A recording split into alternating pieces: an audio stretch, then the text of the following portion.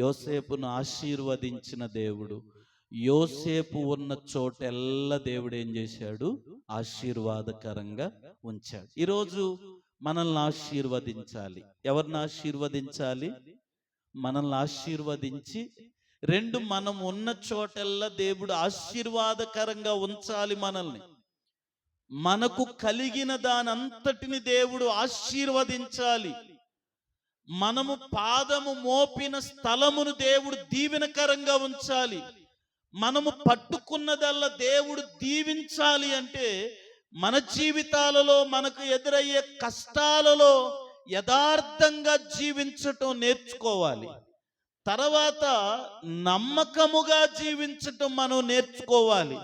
3, నీ తల్లిదండ్రిని ఎడల భయము భక్తి కలిగి జీవించటం నేర్చుకోవాలి.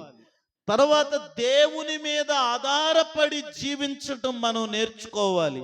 చివరిగా మంచి మనస్సు కలిగి దేవుని దగ్గర ఉండటం మనం నేర్చుకోగలిగితే సజీవుడైన దేవుడు మన స్థితిని కూడా ఆశీర్వాదకరంగా ఉంచుతాడు.